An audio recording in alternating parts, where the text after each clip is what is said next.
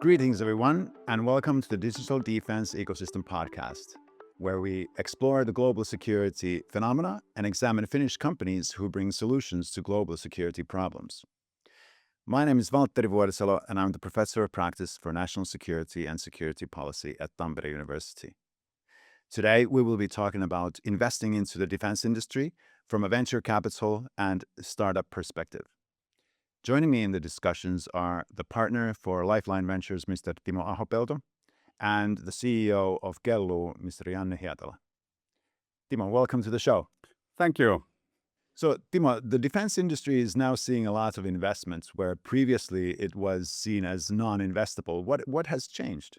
Well, it's obviously the war in the world, unfortunately. I think that it has shifted in a way that when you move from a peacetime militaries to wartime militaries, all of a sudden the time is compressing.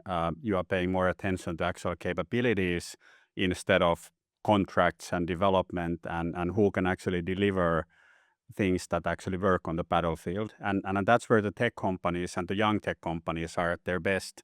So if somebody sees a drone coming and they need to counter that, they want to have like equipment that actually does the job. They don't want to have a projects that take like ages to develop. Absolutely. And this is something that we've seen very recently here as well. Yeah. So the emergency is there. But from a venture capital investment perspective, what do you look at when you look at a new company? Is it the geopolitical supply chain capability or the technology? Actually, it's really interesting because like we have been like a generalist investor from the very beginning. We have always wanted to invest in defense and security, but it has not been possible because for small companies and young companies, it has been difficult to sell to these customers, which has changed a lot right now. But we are looking exactly the same thing like in any company. Like, can you bring like a 10x improvement to the current state of the affairs? It really is that simple. And if you can bring this like a 10x improvement, typically the customers are like super interested in it, independent whether they are like governments, businesses, consumers, etc. Is there any change in this industry how you examine the product market fit, especially given the timelines and the procurement processes? Sure. So right now, for all the defense companies, first of all, you need to be relevant for your own country's military, right? Yeah. So everybody abroad is asking that, hey, is the Finnish Defense Forces your customer? Then the second question is that, are you in Ukraine? And if you kind of have two answers that are yes, then I think that you are highly relevant. And that applies to everything, in my opinion. Of course, there are other war zones in the world right now, unfortunately. And then people are then asking that, are you present there? And that's the kind of a product assessment of the product market fit, because there's a need. And if you can fulfill the need, you are going to get deployed. Yeah. So when you examine the technologies, are you more interested in the cyber capabilities like the AI versions or the hardcore metal solutions? Yeah, this is a really interesting question in my opinion. So we are always like super early stage investors to start with. So we are actually investing when the companies, they may have an idea or a prototype, but they have very little. Basically, they have a team, right? And when you only have a team, it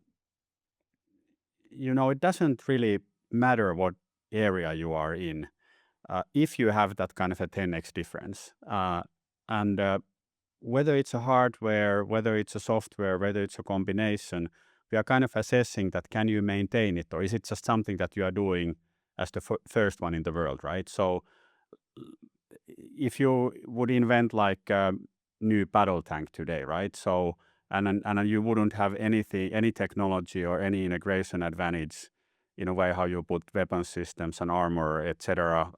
Together. It's very easy to see that other people are catching you up, right? But if you have a specific twist, something where you are the best in the world and something that is very difficult to copy, and we call it unfair advantage. And then it typically comes from the technical knowledge of the founders. It comes from their execution capability or their understanding of the market, something that is very difficult to copy and easy to defend for that specific company. We are looking for that type of companies. And again, I just say that it's not that different from anything else. Like if you're investing in B2B software, so you're looking exactly the same things. If you're investing in dual use, something that can have a civilian applications as well, you're looking for exactly the same thing. Yeah. One thing that the defense industry is notorious for is the long procurement cycles, like we mentioned previously. This requires a special skill set amongst the team. Do you see that as something that must exist within the team, or is it not that relevant? I may be a little bit like different opinion than a lot of defense industry investors here, because I don't think that it's needed. And again, I'm getting back to where our conversation started, is that there's like a really big need on the battlefield right now. Ukrainians and Ukraine has shown that the technological advantage and the iteration capability and the cycle speed is the key here, right? And they have shown that even the Ukrainian housewives, they can produce capabilities that are very effective. Yes. So which basically means, and this was by the way a joke, which I just kind of picked, so I'm not thinking that way, that they would be Ukrainian. I'll explain this. Sure. You explain it later. So, but it kind of has shown that also in the defense industry, small companies can do significant things, and they can do them fast, and they can deliver capabilities quickly. And I think that there's just this kind of a tide right now where the consumer electronics, consumer software is coming to the battlefield, and then who is in a better position to apply those than small like startups? Yeah. And then Ukraine has shown that, and I think that the militaries are also seeing that, hey, the Ukrainians are actually, they have proven that small companies and small teams can develop these quicker than the lengthy kind of a procurement cycles. Yeah. And when we talk about small, the joke earlier referred to the Rheinmetall CEO's comment that innovation in defense is only Ukrainian housewives with 3D printers in their garages, which is kind of not a very positive sign from the CEO of Rheinmetall, one of Europe's biggest defense industry players. Yeah, sure. And of course, I have all the love to Rheinmetall as well. So you need to have these like a big military contractors who are, creating vehicles, battle tanks, a massive amount of hardware that is still probably needed on the battlefield. But I mean, it's the heart of the innovation theory, is that the big companies are not that innovative, and the young companies are innovative. I mean, if the big companies would be innovative, there would be no new companies in the world. and if you just look at the the world's top 20 most valued companies today, I mean, we are at the age that we could have had our first job in most of those. Google, Meta. Yeah. And the list goes on. So they're that young, so they are like 20 to 30 years old only. And then it means that these kind of young companies are where the innovation is having. And this is the really big shift in defense investing, in my opinion, is that peacetime military is very difficult to penetrate. You need to have like connections, you need to have a lobbying, you need to work via these contractors and the kind of military primes, the traditional ones. Militaries are like ordering a project that then somebody delivers, and it's very difficult for small companies to compete on those. And right now, there is a soldier with a rifle in a forest, and then the drone is coming, and then the only question is that how can I stop that? Yeah. And that's the really big shift. And then the company that can deliver a system that stop the drone, instead of the company who is the best in selling to these projects, is kind of winning the deal. And that's why we are, for example, all into defense investing these days. Right. You mentioned dual use, that term that a lot of people mention nowadays. Is that a important application for a new startup, that it must be dual use, or could it be defense first? I think it can be defense first, and I actually think that a lot of companies should be stronger defense first. And the logic is in a way that earlier, when the technology was not that commoditized like it's today in electronics and this consumer push to the defense area, you kind of needed to have the second leg in order to finance and have like a smaller deals and the slow progress on the defense area.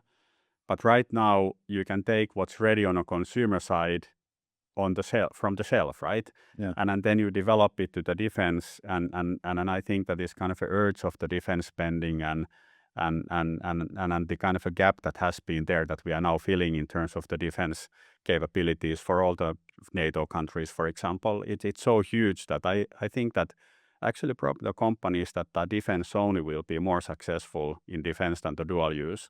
Because what we have learned from our companies is that the defense is such a specific industry that it's very difficult to take then something like a super generic and then take it directly there. So you always need to have the modifications, and in a similar like in any industry. Yeah. So you need to be industry specific. So every industry has their specifics. Yeah, and you need to have focus.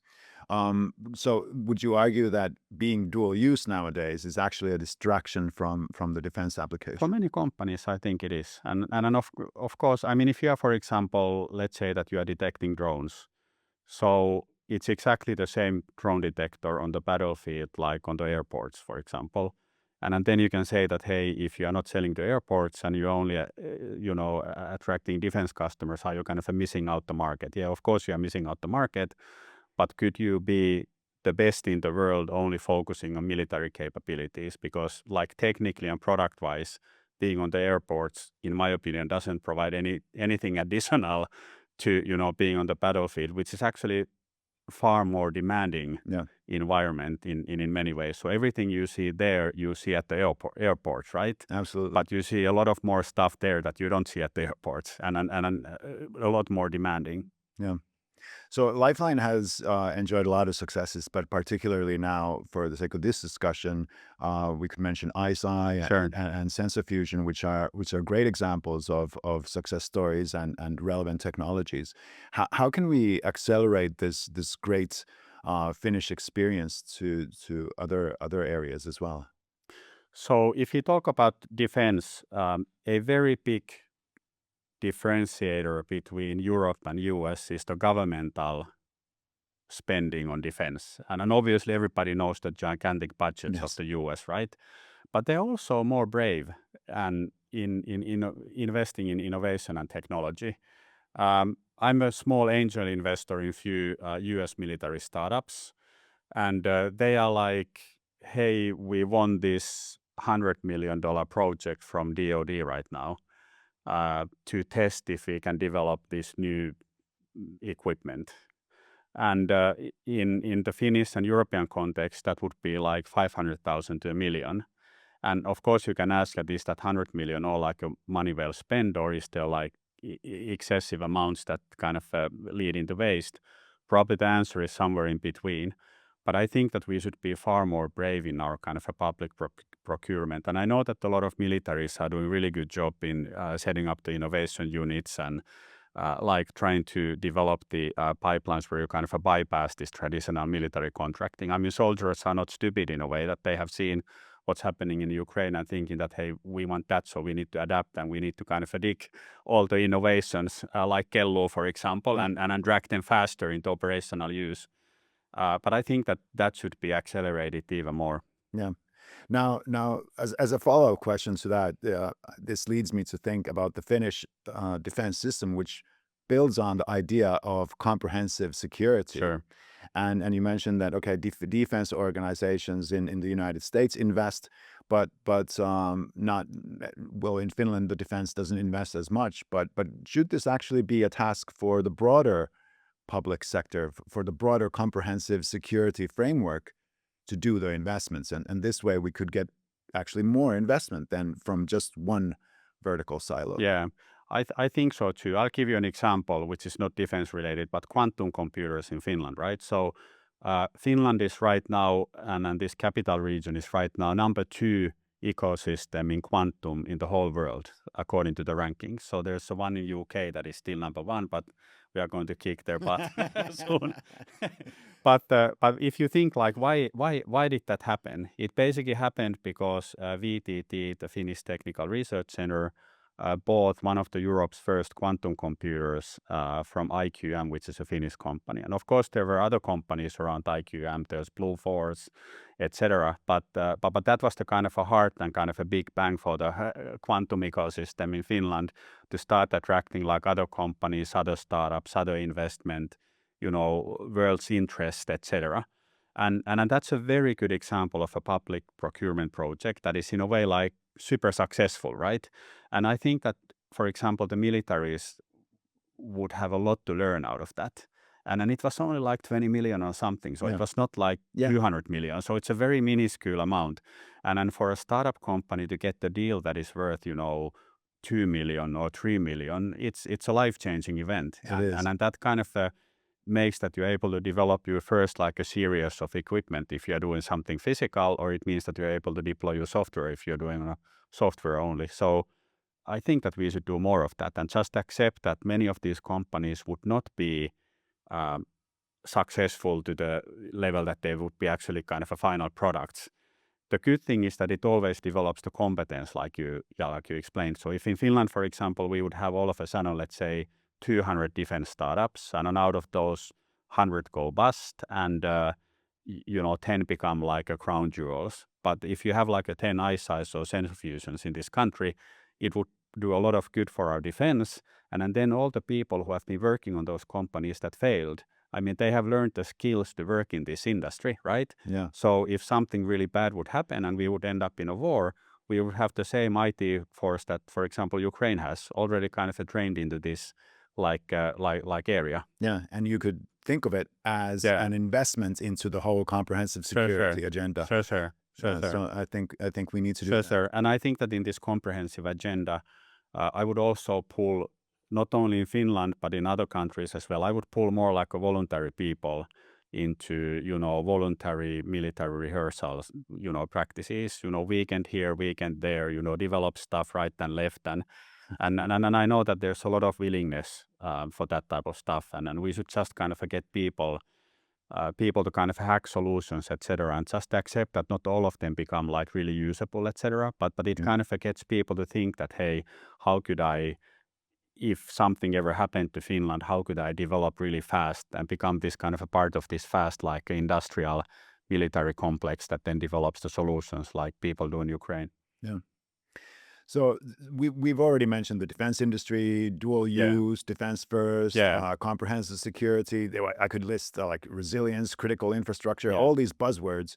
If I'm a founder positioning my company, does it matter what type of positioning I choose from this portfolio of terms? It's a very good question.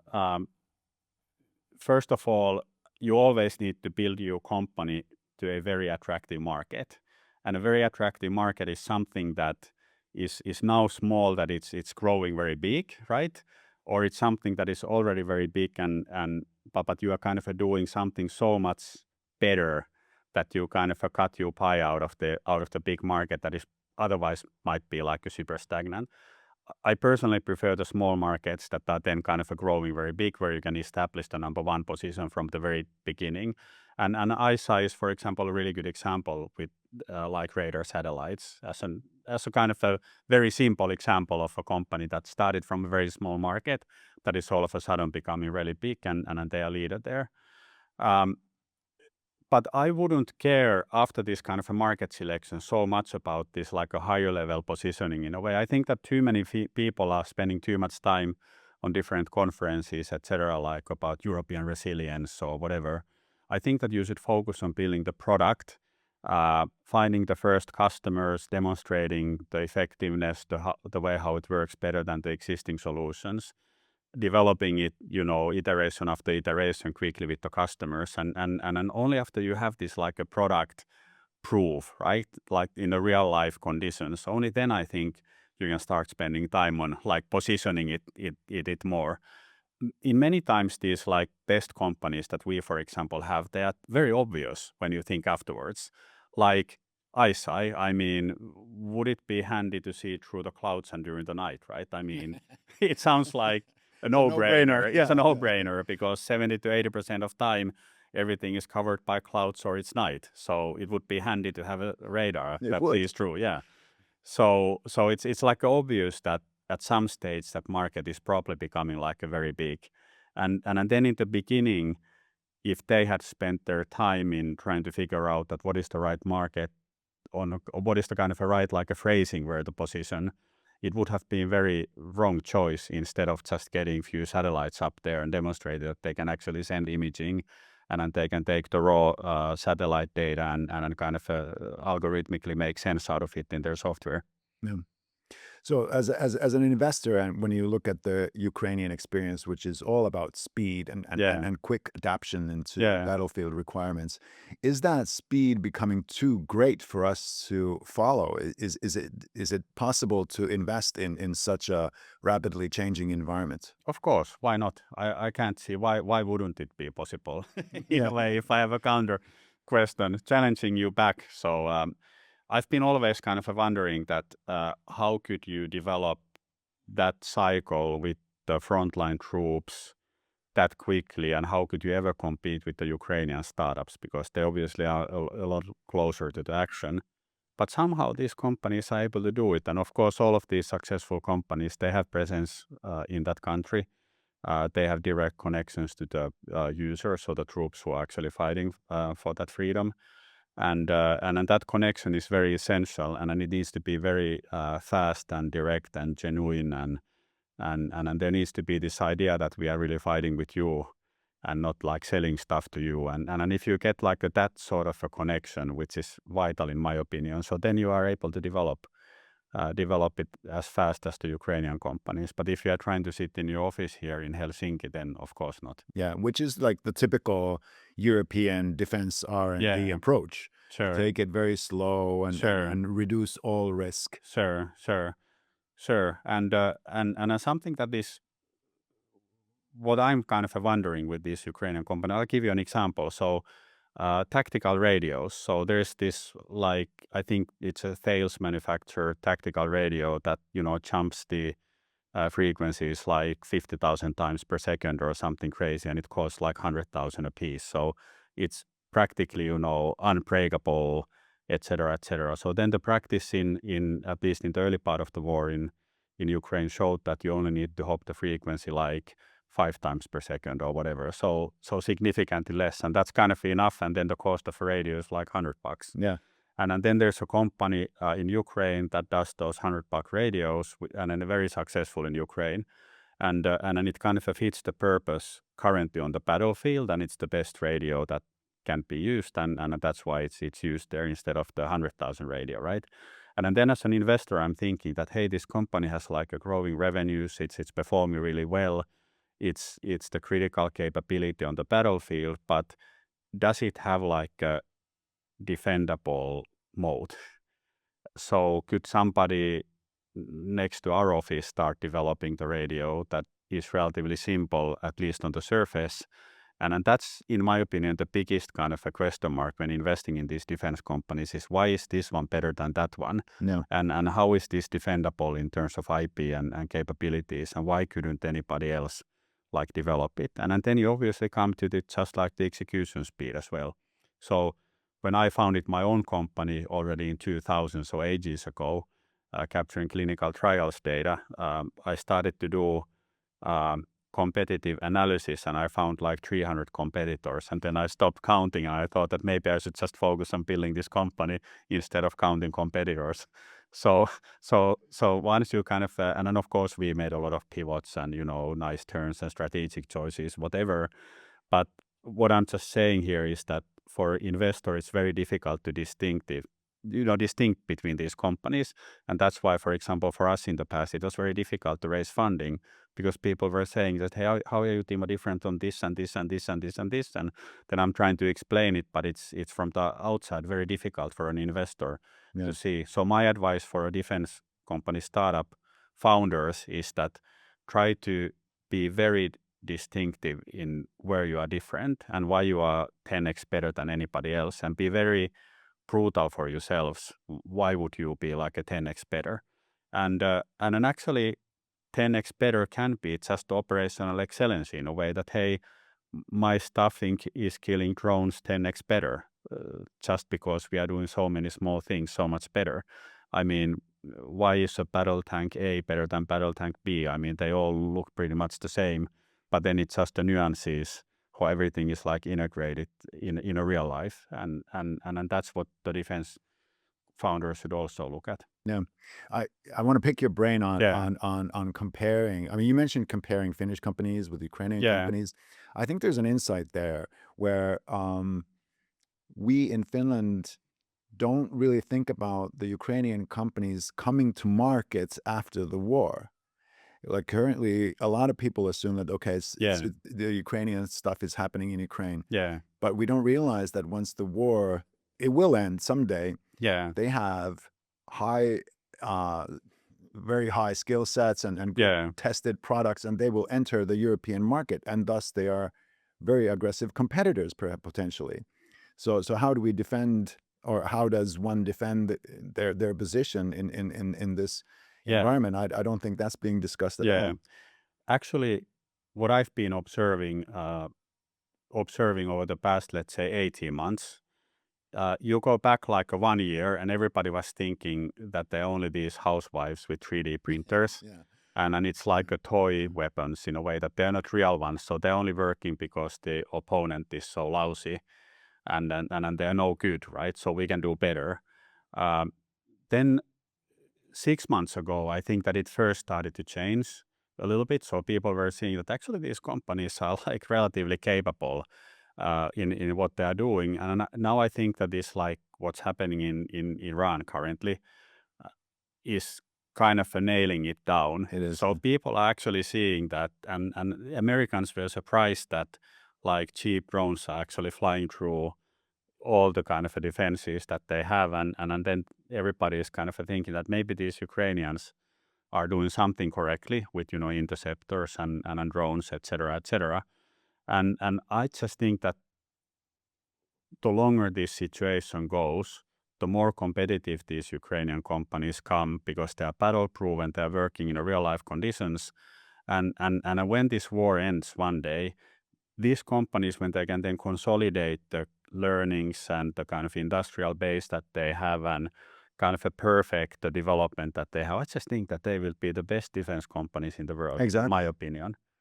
It's very difficult to compete. And I mean, if you think that all the wars would start today, right? I mean, those would be the only companies who would actually be proven. And in the old world, in the peacetime militaries, this like radio example, so nobody knew what the battlefield requirement is. And that's why everybody built it to the extreme, which was very expensive, very extreme, etc., etc. And right now, the Ukrainians are the only ones who actually know what is kind of enough and how to counteract the likely opponent and how to operate in those conditions. Yeah. If I would be any NATO country, I would like to try to drag, like, for example, manufacturing. I know that Ukrainians would want to establish manufacturing facilities for the weapons that they Yes. have in NATO countries. I would like to drag those to Finland as much as I can. Yeah. To learn and build the ecosystem, etc., and also the R&D centers. Absolutely. So we are slow in many ways, but we're also struggling to scale up some of the capabilities that we have. Do you see any hope in that, or are we still missing some key components? Yeah, I think that a lot of militaries, for example, with drones, are making the right conclusions in a way that it doesn't make sense for us to have like 1 million drones in a warehouse, because they become obsolete very quickly. But then at the same time, I think that almost all the countries should be faster in adapting, right? And for example, whether it's a professional military or whether it's a conscript military, people in general are pretty smart, right? And they're pretty excited about new technology. So I would just be more brave in like giving these tools to people who are kind of serving in service, and just try to figure out. I mean, military is always working in a way that you need to first and that's the strength as well. So you first kind of observe, and then you plan, and then you make the plans how you train people, and then you train people. So I would try to cut few cycles and kind of involve these like a smart people who are serving into just kind of a trying and testing and learning and developing at a lot faster pace, in my opinion. Yeah. So something that's also discussed is for startups to scale into the big leagues, and Yeah. we're worried about them being bought into the United States Yeah. or China. Now, Lifeline has gathered 400 million, I Yeah. guess, in the latest fund. So does that enable scale ups in a different way? Of course, and that's the reason. So we felt Yeah. that everybody has been screaming that Finland needs to have like a bigger funds so that we can scale our kind of the best companies. So our earlier fund was 160 million, and this new one is like a 400 million, with an idea that we have this like 200 million for kind of later stage rounds, which we have done. We invested, for example, to Sensor Fusion, which is the drone counter drone company. As an example, we invested in ISI in their later rounds, as an example. So two very relevant defense companies, and that's exactly the idea. We see that many of these scale-ups are like no-brainer investments, and we just didn't have the funds to invest into them earlier. And we kind of, our idea is to be part of growing these like iconic companies. We can't grow them, the founders are growing them, but to be part of them. And obviously, we were investors in Supercell, for example, the games company. We were investors and are still in Aura, which is the health ring company. So I think that those are two very iconic European companies. I think that ISI will become an iconic European company. I think Sensor Fusion will be an iconic European company. So we want to be a part of those stories and take the risk that is needed. At the stage where they are gathering their first like 100 million, 200 million euro round. Yeah. So the states, the public sector plays a role in investments, Sure. obviously, as well. How do you see that? Is that a good thing, or does it actually encourage bureaucracy into the process? I need to say that in Finland we have, for example, two state investors. The other one is Solidium, which is focused on public market, and then the other is Industrial Investments, TESI, which is focusing on non-listed companies. And I was on a Solidium's board for 7 years, so I obviously know them very well. They have about 10 billion euros in assets. I actually honestly need to say that both of these companies are not bureaucratic.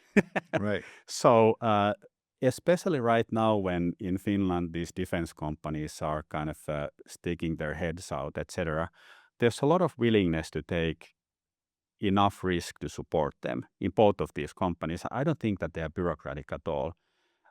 And maybe they were like 10 years ago or 15 years ago, but not anymore. I think that they are fast moving, and they are getting a lot of like positive guidance from the politicians and ministers who are obviously ultimately like managing or owning these companies, because they are under the kind of a state conglomerate, right? Yeah. I'm very hopeful. Excellent. Yeah. Oh, that's great Yeah. news. So there's a lot of talk about European sovereignty and the Yeah. United companies being bought into the United States and China, like I mentioned earlier. Is sovereignty a factor as an investor? It's an opportunity. And getting back to your earlier question, like where to position your company, it's actually a kind of a sovereignty is kind of a market that you probably actually should position your startup into, or you should utilize it if you can utilize it. I mean, if you are like, we invested in a GPU hosting Verda, as an example, a little bit more than 20 million. And they are one of the only ones who are doing it in Europe. So obviously their customers are not mostly kind of thinking in a way that, hey, I want to work with the European vendor, but it is a factor for the governmental customers and these like critical infrastructure kind of companies. It's becoming a factor. And this gets to my earlier point, is that they didn't position their service early into this market, but they just wanted to get like the best performance at the lowest cost with the most flexibility to their customers, right? And that's how the kind of a business customer segment. But I think that moving like a 1 year, 2 year, 3 years from now on, it's definitely becoming a factor. If you think about like ISI or any of these companies, I mean, it's a very it's a very important global capability, and it's a very good that it's a European based, and you can use it as a founder to attract investment, for example, from the governments. Yeah. And the European Union as well, which is now gathering a lot of money into defense. Sure. There I need to, by the way, say that if you compare like these, like a Finnish state investors, which I said, like a Tesi and Solidium, they are like a super non-bureaucratic, and they are like a super business focused. So if Yeah. you take those guys in your cap table, I don't think that you will have a problem in a way that there's somebody who will raise their hand and say that, hey, you can't do this, even if it's like financially sense and business wise, makes a lot of sense. But in these European funding instruments, I mean, some of the term sheets that our companies are getting, it just makes impossible for the companies to accept the terms, because like the European Union, like EIB funding, many times it's just like kind of a bear hugging the whole company in a way that if you take like convertible loan note from them, from that point onwards, you are not doing any financial transaction in a company without asking from those guys. And it's really bad because they're also very slow and very bureaucratic. Apologies for my direct feedback. No, but no, it's- I was kind of looking yeah, for that answer. sure. Yeah. And then it's like I think that there we have a lot to learn. And for example, some of our companies, when they have been dancing this game with these European funding instruments, it has been a kind of a last resort in a way that we need to take this if we don't get anything else. And then when we take it, it comes with a lot of hair, and we need to manage it. And the company's time kind of goes first having this kind of a dance to get it, then the dance to try to polish the instrument a little bit, and then the dance to live with it. Yeah, And then there's a lot of stuff that goes to waste. So I think that they need to be more like a market driven. Yeah. And one of the reasons why I want to bring it up is that there's a lot of expectation now within the general public Yeah. about, okay, now we're getting money from Europe and Yeah. that will fix it, quote unquote. But there is that to take into consideration that it's slow, bureaucratic, time consuming. Yeah. So if you think about like one of our companies just got a deal with DoD, for example. Can't disclose the name here, but that's the way how I would have this like a European procurement or subsidized procurement organized. So they have a challenge. So they basically say that, hey, we are inviting companies to demonstrate this capability X, and then these are the specifications, so please enroll. So then the companies enroll, and then they pick the ones that they think that can deliver based on the application, and then you just pop up somewhere in Texas with your gear, and then you demonstrate what you have, and then the ones who are winning are actually getting these like big deals, right, to develop the next step. So that's how I would do it. It's a very unbureaucratic, it's very performance based, and it actually changes the whole thing from like, hey, we have a specification and we order this product from you based on your number of hours that you use to develop it, into pop up here at the given day and demonstrate what you have developed at your own risk.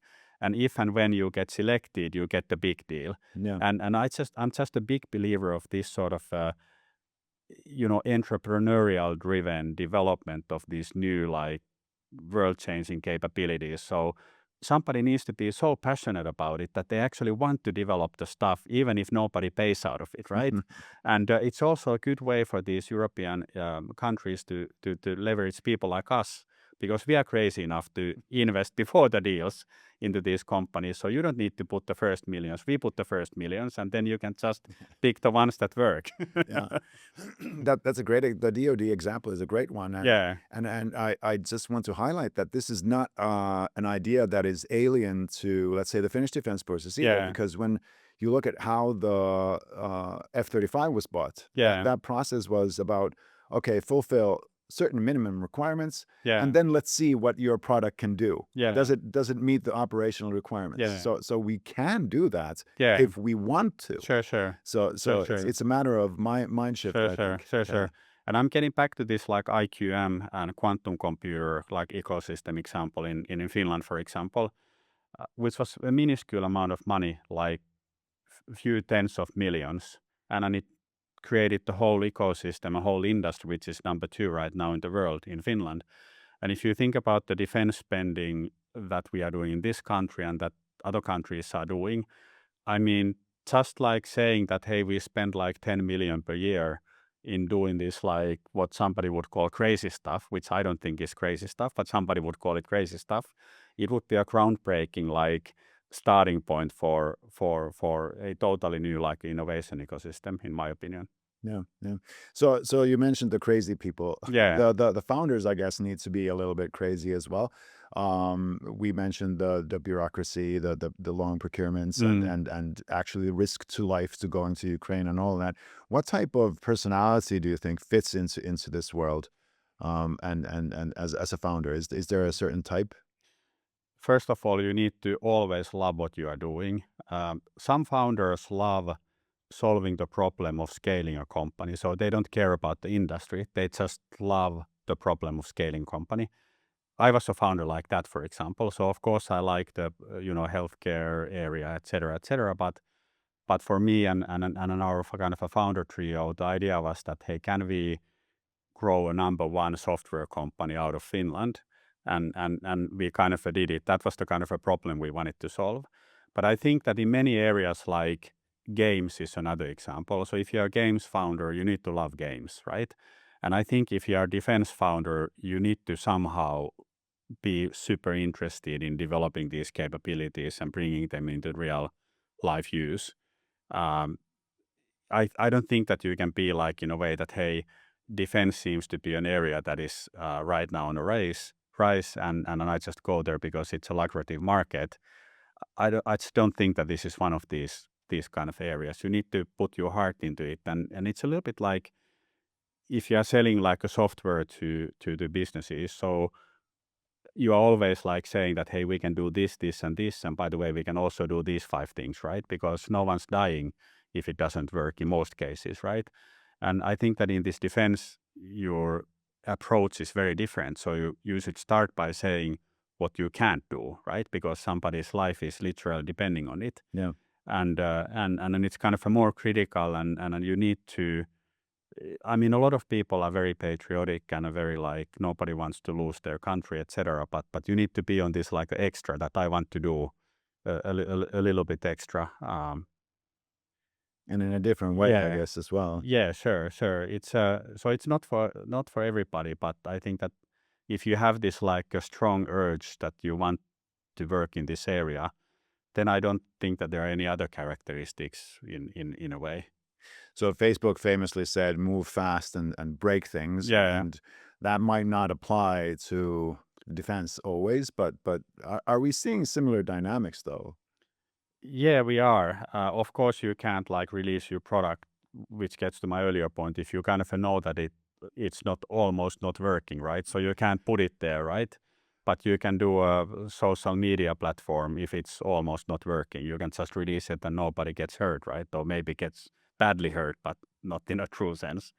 But here you need to be really solid and kind of stand behind the capability and product and its performance that you have. Like really deeply. It doesn't mean that it's more bureaucratic or you couldn't like break things. I think that you could break a lot of things, and these defense founders should break these like conventions in a way that, hey, this can't be done, right? So yes, it can be done.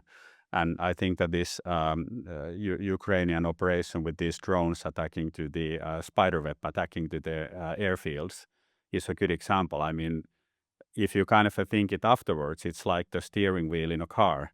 Like it's obvious that you should do something like that, but nobody kind of thought that you should do something like that. I mean, somebody could probably productize, military system like what they did there for a kind of a wider use. What I'm just basically saying is that that's like breaking things. Nobody thought that that can be done, right? Yeah, but I guess you need to break things, but also be in a position of trust. You need to be trustworthy. Yeah. And building that trust becomes critical. Sure. Yeah. And that's what I meant is that I'm breaking the conventions more in a way that, I mean, there's a lot of things in these areas which are like a closed ecosystems. Like I was a founder in healthcare. It's a very closed ecosystem. It's the same people going around from one company to another company, which has its benefits, but it's a very closed, right?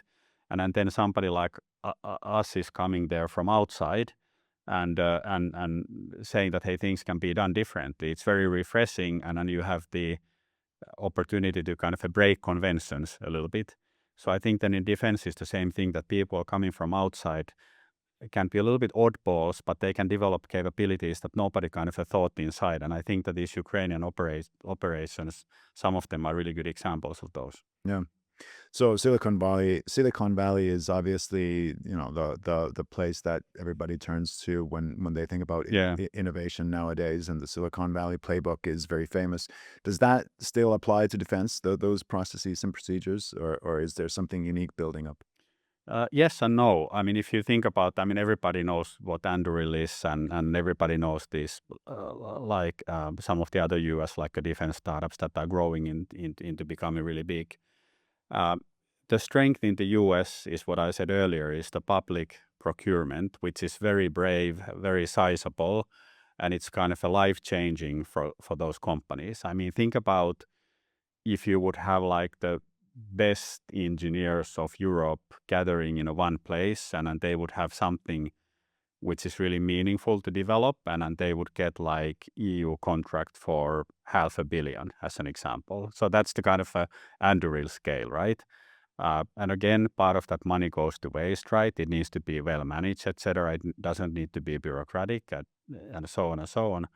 But if that would happen, that's sort of a very brave public procurement, even with the smaller amounts. I think that's the distinctive. I don't see any other advantage in Silicon Valley and in the US kind of companies compared to the European defense companies. I actually think that this country, for example, with this well-known Nokia heritage, there are a lot of engineers who are doing very demanding stuff with radio spectrum management is becoming one of the biggest things on the battlefield. So that's us, it's this country, right? Yeah. Doing something in a very small scale, measurement devices, different instruments is something that is done in Finland very well, and there's a kind of history of that. So what I'm just basically saying is that there are a lot of stuff, a lot of things that I think that should be booming even more, and this sort of a public procurement could be the one that kind of attracts more and more people into this industry and doing stuff. That's the biggest difference. It's not the capability. Right. So if you're a founder or a small company in Finland, one route into market is to become a partner with an existing OEM or an existing industrial player. Is that a risk, or for these players? How should that be managed? I wouldn't go. I'm a big believer of startups needing to develop a complete product. And the complete product means something that the user can deploy. And I understand that if you are doing drone stuff, you need to be in the C2 system that the troops are using, right? So of course you are integrating, but you should not be selling through the C2 system provider. So you should be basically, your stuff should be so hot that the users are saying that I want this, and then they say that, hey, the data actually needs to get to this system as well, and then they tell to the system supplier that, hey, this data needs to go to your system as well, and then that's the way to do it. So I wouldn't work with these like the traditional primes in a way that, hey, you are my sales channel, because they have other priorities, and I think that the militaries these days, they are geared towards buying from smaller companies as well, but you need to have a complete product and complete capability. It just can't be just a component. And a hot product as well. Yeah, and a hot product as well. Excellent. Yeah. Timo, this actually concludes our time together. It has been a great discussion. Thank you so much for your time. Sure, thanks. I learned a lot as well.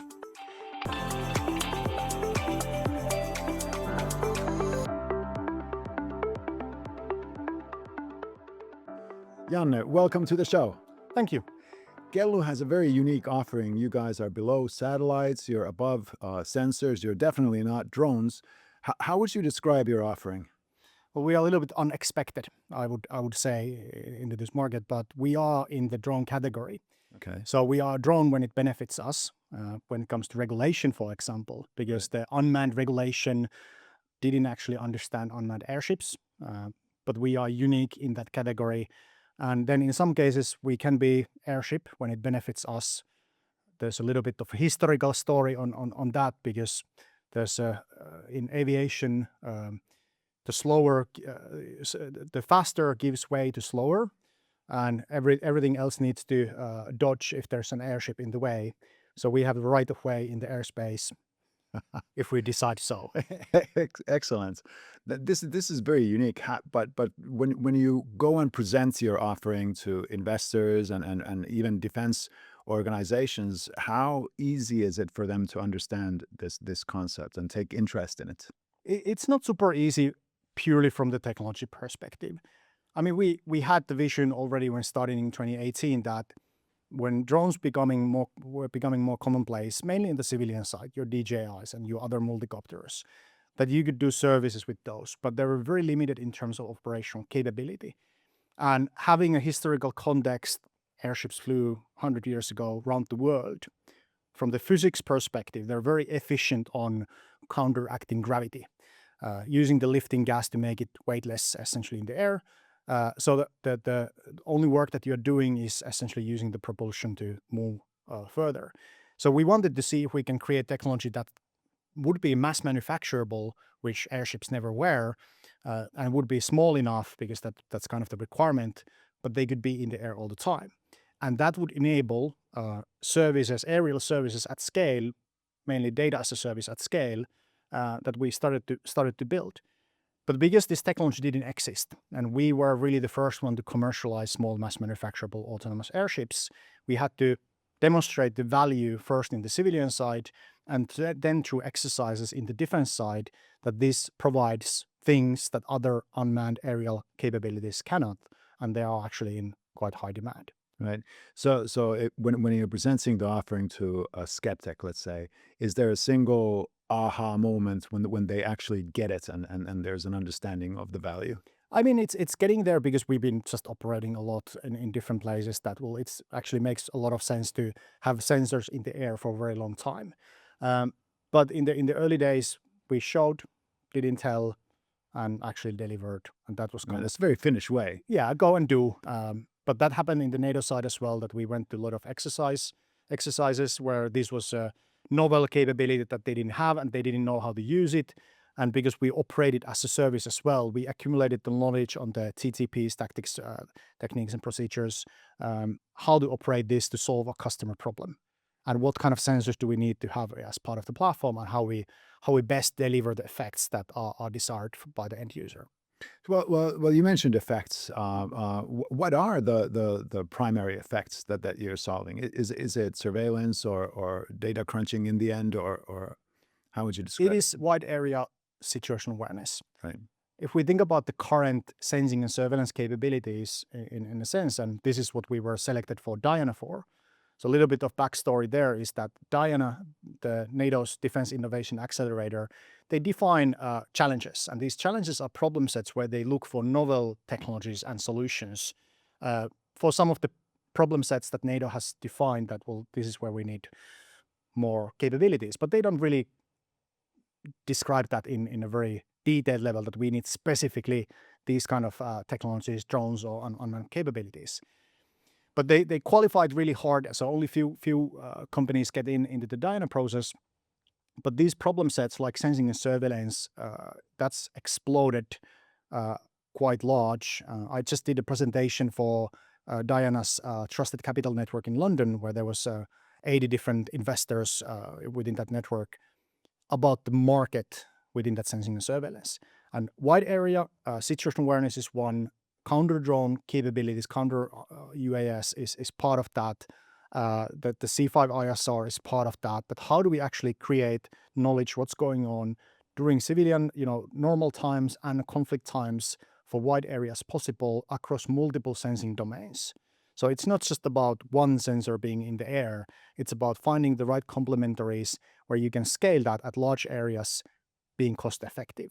So cost per target is important also for sensing and surveillance. So we have, Nordics, you have Saab Global Eyes, and you have Global Hawks and these exquisite platforms. But right now the demand is to have a distributed sensing capability across a layered approach from ground up to satellites and everything in between. So we actually solve a big gap as part of that between the satellites and drones, other drones within that wide area sensing.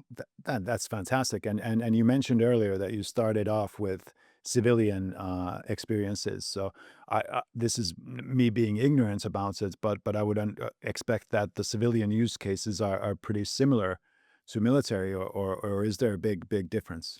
They are. The sensors are different, but Right. the basic concept of operation is very similar. Exactly, yeah. And the brutal part of unmanned systems or manned systems that fly is that it's a very development intensive process.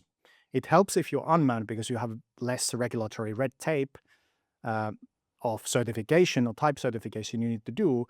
But still, in any case, in order to create a new kind of aerial platform, if it's manned or unmanned, in our case it's unmanned, it takes about 10,000 hours of operations to fine-tune all of the different, bugs and issues.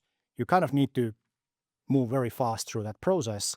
But if you are in a regulated, manned, other systems, it will take a lot of money and a lot of effort to get to that type certification. We were able to get there much faster because we have a civilian use case where we were able to fly 24/7, starting from Eastern Finland. Very early days, we had to crash a lot of airships into the forest. Must be fun. Nobody saw that. And just having that rapid pace of learning, that is an experiential knowledge. And now we are learning and gaining that experience in defense domain by going into different exercises, working with different nations in different domains.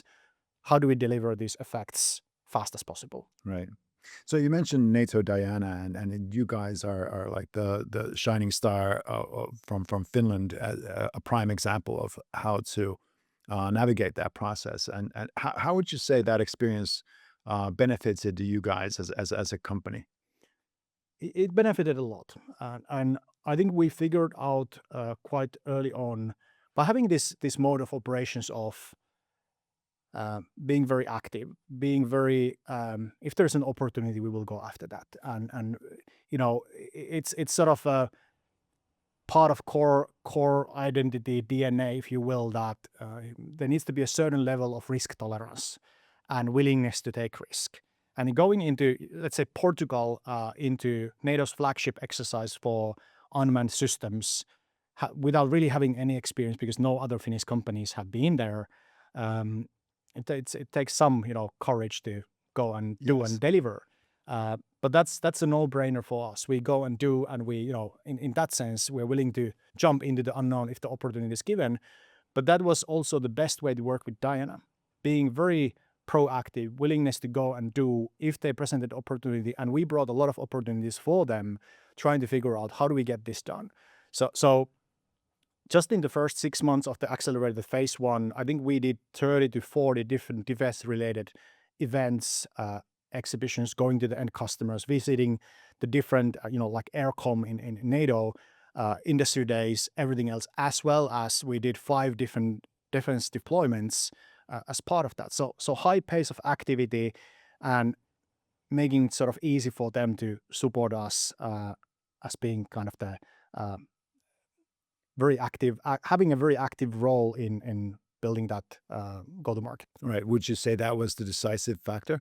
Because there are, of course, gatekeepers there as well. So you need to convince them. Was the activity one aspect with which you were able to convince them, or was there some focus on the, again, use case and technology as well? Well, in the end, it kind of the results matter. That are you able to deliver something that solves a problem for customer, and everything that happens in between is almost irrelevant, that what kind of technology you have. But if it's able to solve a problem for customer that they don't have other capabilities, or you're able to do it better, that matters. So ultimately the kind of the success, if you will, came by going to the exercises that were the most valuable learning opportunities. And we were kind of on a, let's say, brink every time. We increased the difficulty during every exercise, having more responsibility and more difficult operating environment, and more challenges. And every time we learned. But I would say that that we were so successful, there needs to be a little bit of luck involved as well, that we were able to actually deliver 5 out of 5 of what we ambitioned to do. Because a lot of cases you have hundreds of different problems that you need to solve, from regulation, logistics, missing something. In Portugal, we had a Portuguese Super Lynx, one of the big helicopters, land right next to our base, and it just obliterated the whole base. My God. And they kind of looked from the helicopter that, well, everybody okay? And yeah, only material damages, and well, we'll come in 2 hours back again. So be prepared. Next day, we had everything set up back in operations from that. So you kind of need to have that attitude of facing issues and figuring out how to solve them in order to deliver the results, which is what the startups do. Absolutely. Yeah. Well, but that's a great point to articulate. Yeah. So one thing the defense industry is notorious for is that they're very keen to get innovation and new tech, but then they buy an old school bureaucracy. Is that experience something that you guys have encountered, or have you seen any speeding up from the procurement process? By old school bureaucracy, do you mean primes? I mean, yes, them as well. Yes. Just joking. I think the procurement was one of the first hurdles they identified, and the sort of rapid adoption requirement that, well, we need to accelerate how new capabilities are acquired, because it used to take 6 to 10 years. Yeah. And what we saw from the Ukraine, that innovation happens in the battlefield in days or at least weeks cycles, where you're able to deliver software updates. You are able to have end user feedback right away, get that technology into the operational use, and get that feedback really fast. So NATO is trying to learn how to do that. And obviously the first obstacle was that, well, how do we actually procure? Because if it's going to take, it doesn't matter how much experimentation it takes, because the technology will get outdated at the point where you're starting that procurement process. Exactly. So it's a multi-dimensional problem, would still exist, but I don't think the procurement part is anymore the issue. So we were awarded through the Diana process as a first Diana company what's called a Rapid Adoption Service contract. And that's essentially a framework contract for 32 allies to do sole sourcing from us to get our capability. And we were the first one to use that contract. It took from first meeting with end customer 3 months to have the technology in the field deployed. So it can be done. And these are kind of the stories that NATO and NATO allies need, that, well, there's a way to do that. It doesn't have to be slow. You can do it faster. You can do it in small scale, and you can do it at large scale, which includes production follow-on contracts at scale, which we're able to do. But there are other hurdles. So I think that one of the ways defense has changed, or doing business in defense, is that you need to use the innovative technologies at scale. And as you're doing that, you need that continued adaptation. So it's not just about rapid adoption, that, well, now we got a lot of airships in the use, but how do we evolve that technology as part of that? So your R&D and your product development cycle is kind of intertwined now with the end users and the changing threat environment and requirements, because that's the pure threat approach, how their doctrine works, that they find weak spots and they find how to adapt and they find how to create these effects to us. And unless we are able to operate in a very similar fashion to have that rapid pace of continued adaptation of the technology, but that's never been done in defense, really. Yeah. And that now changes also the business models for defense companies. And what D2IA is pushing as well is capability as a service, or instead of having defense in the defense planning process, the capability requirements that kind of almost name a specific systems that the nations need to acquire, they're changing that to more effects-based, that these are the effects that you need to deliver, but it doesn't matter which prime will deliver that hardware for you to do that. Yeah. So business models are changing into capability as a service, where we as a company are operating our technology and adapting that as part of that process of operating the technology, because that's way to deliver those effects today already, which we then ship.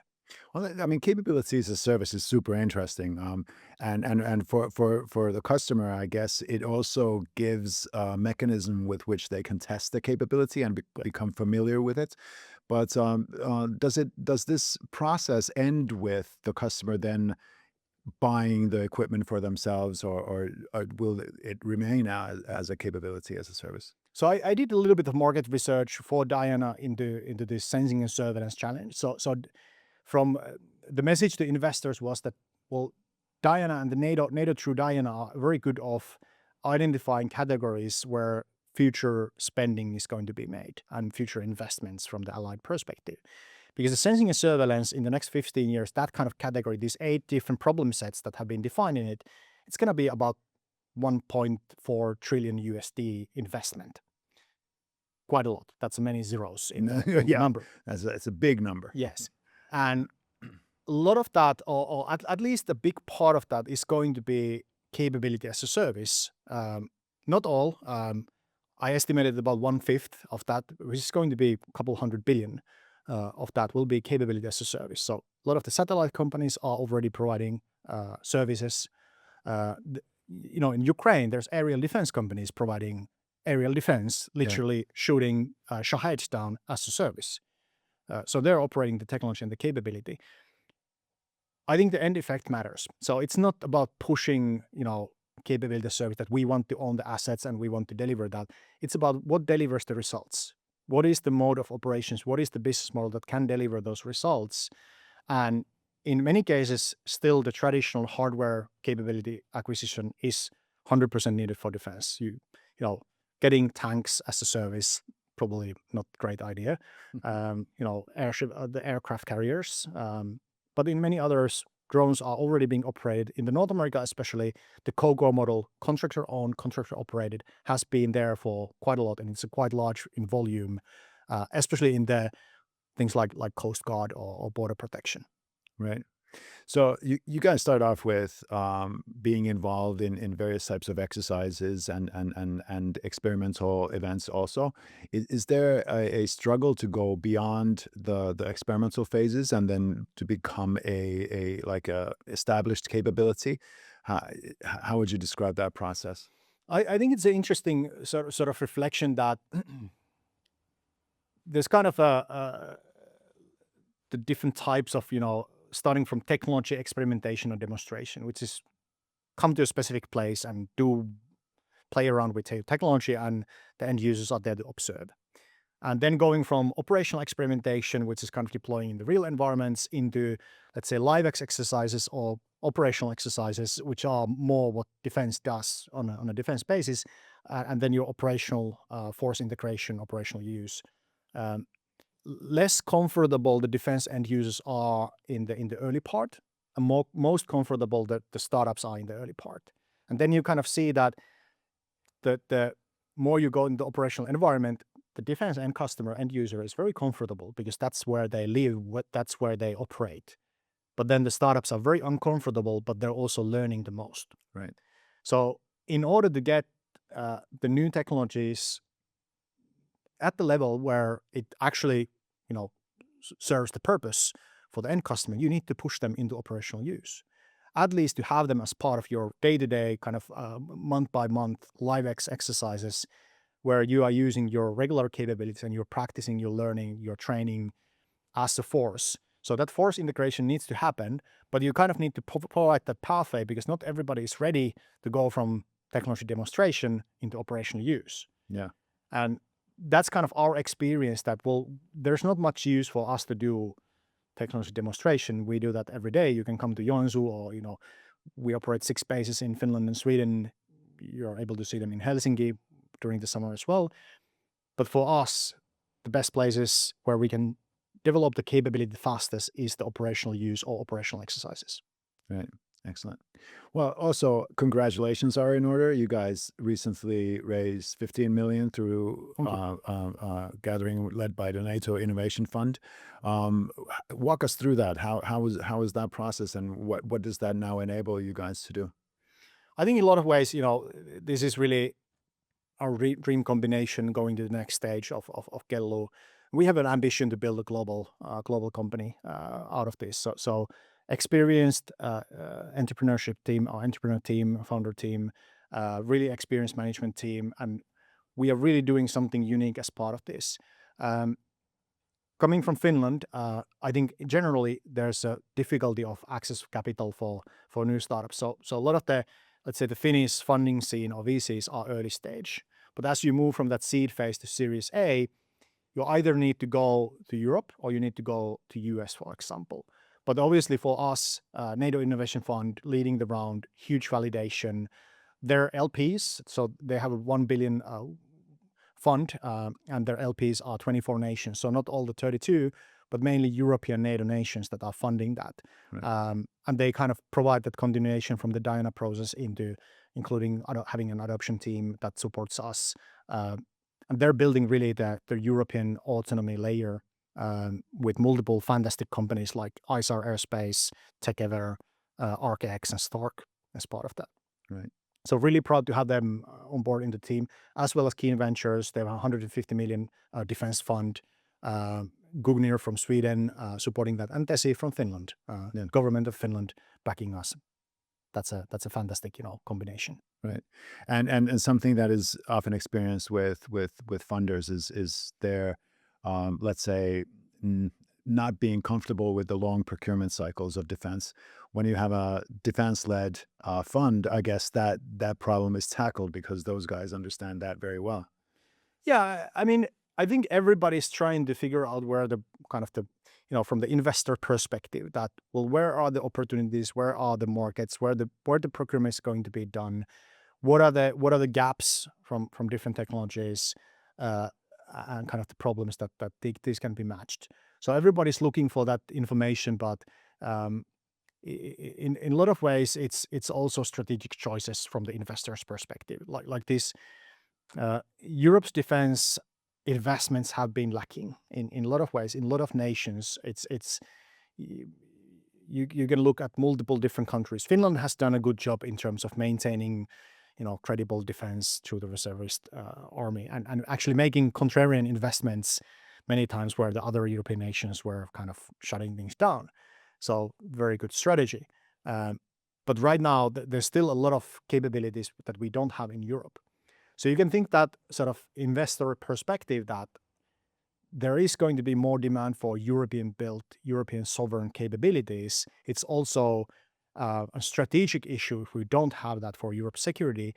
But then Europe is uniquely located in the eastern flank. Like Finland has the long border with Russia, and the Arctic environment in a lot of ways. That this is an environment for a lot of innovative capability that also other European countries, a lot of Arctic nations will need for their security. So I think that kind of resonates well with the investors in this space as well. Right.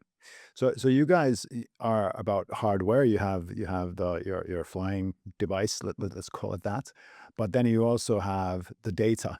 Yeah. So you're kind of a hardware software company. Does that cause any schizophrenia or issues, or is that more of an opportunity? No. I mean, I personally sort of thrive in a complex environment, and it's very difficult to separate software from hardware, because everything's software enabled if True. you're building that these days. The physical, it's more that the autonomy and the hardware is just the physical manifestation for AI and autonomy these days.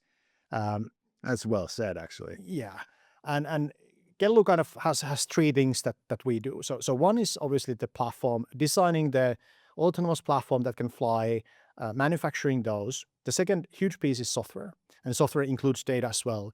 But C2 systems being able to operate our technology, integrate that situation awareness, because that's what the customers are buying into, that we're able to deliver information that's valuable for them. But the third piece is operations. And I think this operations and operational experience is something that's often neglected, in a sense that we actually know very well how to operate our technology. Right.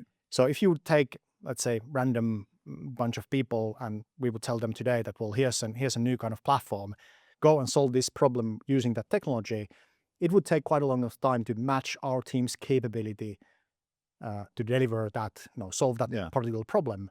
So we are becoming very proficient on use of that technology as we develop, as we integrate new capabilities, new sensing technologies into that. And I think that's often sort of overlooked, that how much you need to use the capability for your force or your team to be proficient in that. Yeah. That is. I'm really excited that you mentioned that third pillar, the operational experience point of view, because in a way that is also a part of an essential part of the secret sauce of 100%. of success. Yeah. Yeah. And that is a critical part of technology development. I think that's missed quite often, that the experiential knowledge gained and the feedback into the technology, it's crucial. Yeah. And that separates a lot of unmanned companies. There's 5,000 drone companies. There's only a handful that have operated tens of thousands of hours or hundred thousands of hours of technology. There's a US company. They've now operated, I think, 25 years. They have 11 generations of their unmanned system. They still struggle in cold. They still struggle in icing environments. Yeah. So that sort of unique feedback loop from your environment where you're operating is shaping the technology to be effective in that particular environment where it's being used and developed. And I think this is often overlooked piece. Yeah. Well, now that you mentioned cold, I can't help but remember being in Lapland when in minus 30 degrees. The world looks a bit different then, and that has huge implications to technology. Absolutely. Yeah, and we're quite comfortable, in that environment. It requires a specific, breed of Finnish people It does. It to does. enjoy that. But Yeah. I think there's a problem set in Arctic that's very interesting, where actually the LTA or airships can solve a unique problem. Again, taking from a historical context, airships in the early 1900s were used in Arctic exploration. If you Google a story about airship Italia, there's a fantastic book about trying to find when they crashed eventually. But they were used in Arctic exploration. And there's a certain thresholds when technology develops, and we're now launching what's called Gen 2 of the platform this year. It will have multiples of endurance compared to the first platform.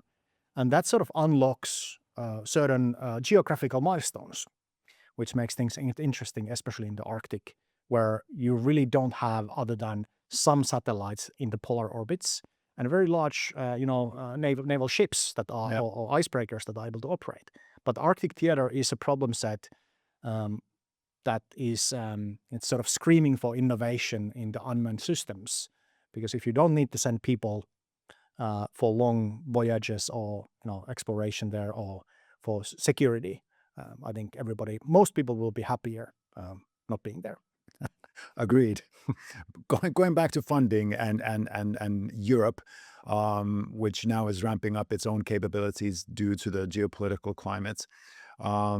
There's been a lot of talk about how Europe has been slower to invest and it's fragmented. It's more difficult to invest. It's more bureaucratic. How can we get more money flowing into European defense and ideally Finnish defense startups as well? I think, the fractured nature of Europe in that sense is built into the system. And it just requires a little bit of, let's say, game theoretical approach on thinking about how that's going to shape.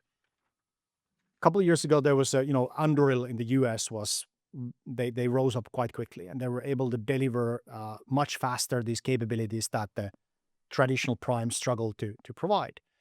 So they solved the problem by being a startup, software-driven sort of innovative company. And now they're quite large and they're well-funded, and they're coming to Europe as well. And they provide some unique capabilities, which is great. If we think about commercial competitive perspective, there was sort of a lot of talk that who's going to be Europe's Anduril. And I think Helsing was built, well-funded, now valued more than 10 billion to have the aim to do that there's going to be this. But Europe is probably too fractured in terms of market, because you do have national ecosystems and the nations championing their own companies and their own ecosystem. So it's a little bit of protectionistic market, even though European Union is sort of unified market area.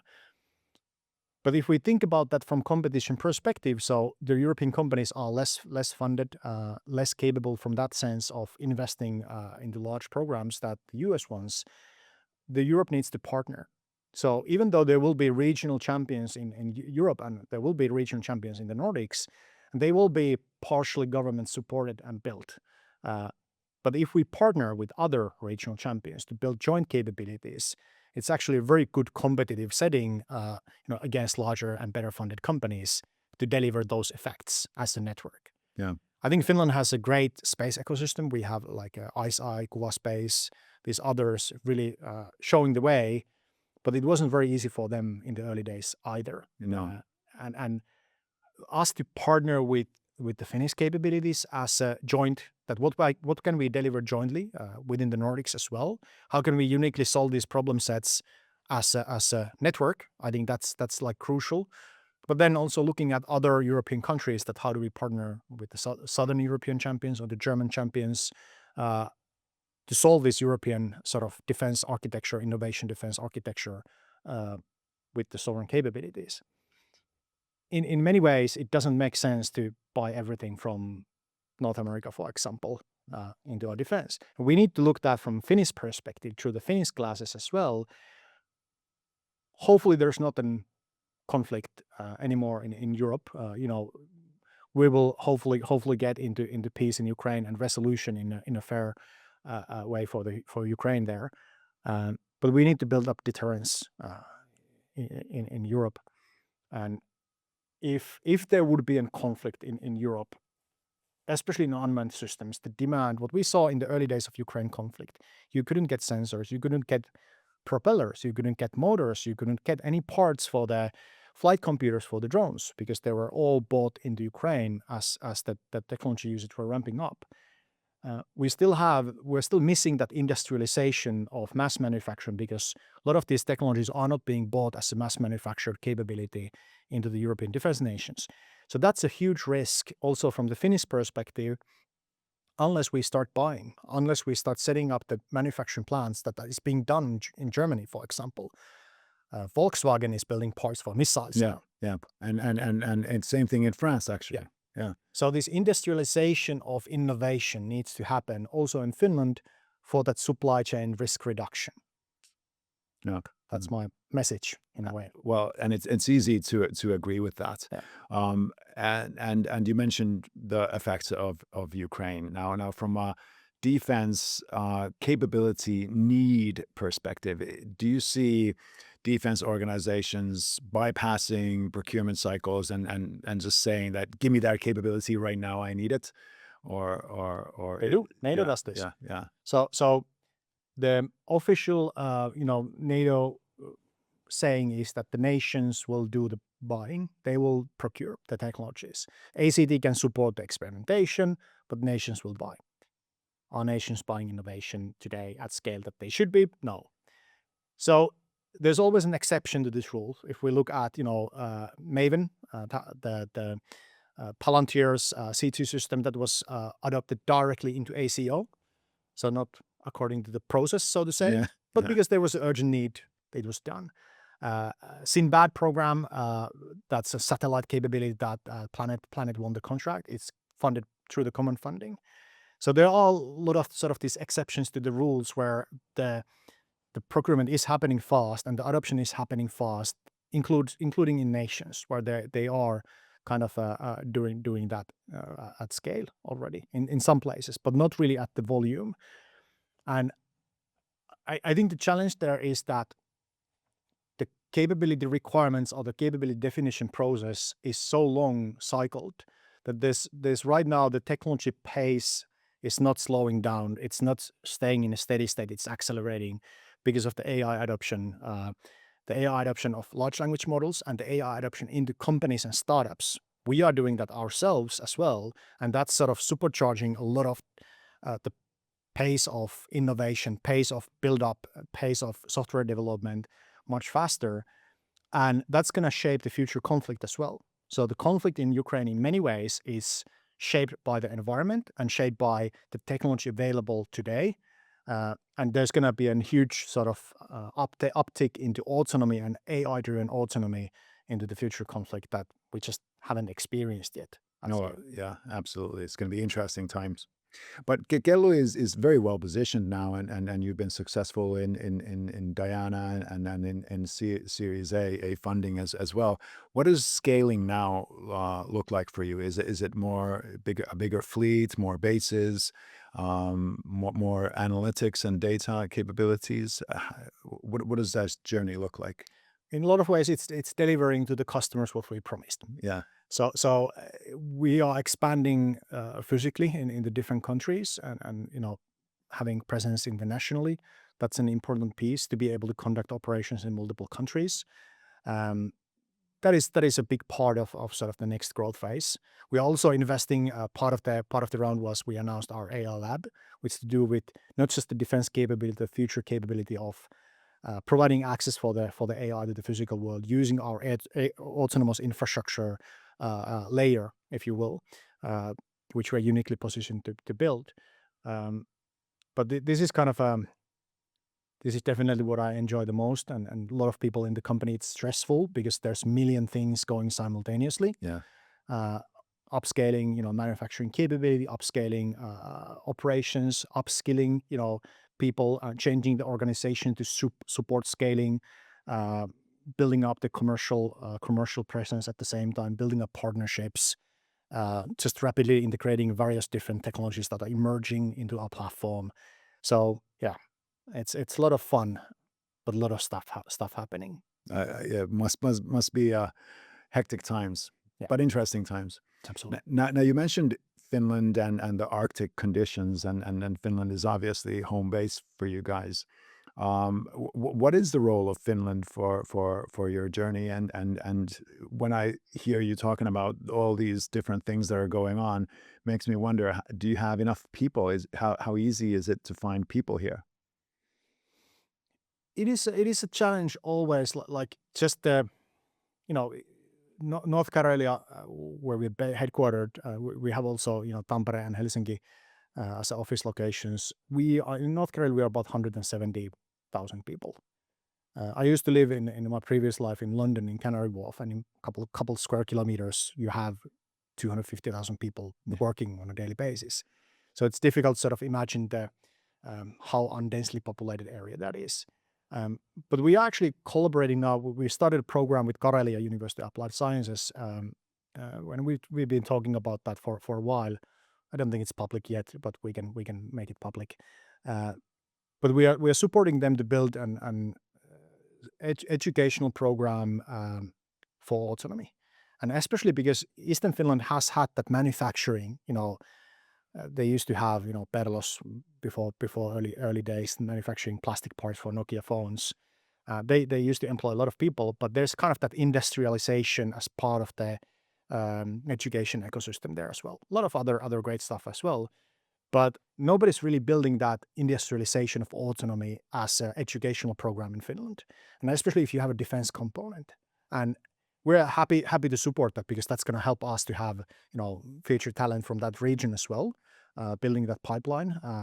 It's not going to be a huge pipeline if we compare to others, but at least kind of aligning the industry with the education. I think that's important to build up that sort of talent. I think we have Tampere is a great example, and also Aalto. So Saab has invested a lot of into Aalto for RF, which is supporting them now in that. But the companies, even startups, can make that investment. Sometimes it's only your time and knowledge, what you have learned and accumulated. And I think the second piece there is to support sort of the local ecosystem here, to share the knowledge and share what you have learned quite openly. So we've been advocating for that, hoping to be an example there as well for others. But I think that's kind of something that accelerates and creates goodwill, and attracts talent as well. Yeah. So Kelluu in 5 years' time, will you have offices in Paris and London and New York as well? I mean, we try to find in every major location the local reila. So Okay. the suburb of I think that's more into our DNA than the prime location in one of the cities. But in every place you have that industrial factory feeling. And I used to be, the previous life was all about software, and there was a lot of actually in the peak in Finland, incredible software companies, highly competent talent, and you needed to have your sauna, definitely, Yes. pool table, your wine and painting, and your own beer and whiskey and gin. We had all of this, and that was part of attracting talent, that you're able to have everything else around your work that you love to do. We don't have any of that, so actually we don't even have a sauna My goodness. we use, which is neglecting in a lot of ways the Finnishness. We do get Karelian pies on Fridays. We've had some heating blackouts during the winters that you need to wear winter clothes when you're coding. Power is a little bit here and there. So it's a very industrial setting, but I can see that people are extremely motivated. They're in the flow. They have a mission that they're working on and solving. So I think this is an example in a way that if the mission is there, you don't need any extra bells and whistles into the business. It's sort of the enjoyment that you get of working, solving difficult problems with high-performing team, where there's no sort of politics or there's no other things than actually trying to figure out how to solve the problem that attracts certain kind of people into the team. Yeah. All about the team. Yeah. And on that note, actually, unfortunately, our time is up. I want to thank you for taking the time to talk to us. This has been a brilliant discussion. Thank you. And thank you to the listener as well. This has been a Digital Defense Ecosystem podcast where we explore the global security landscape and examine Finnish companies who bring solutions to global security problems. Join us again.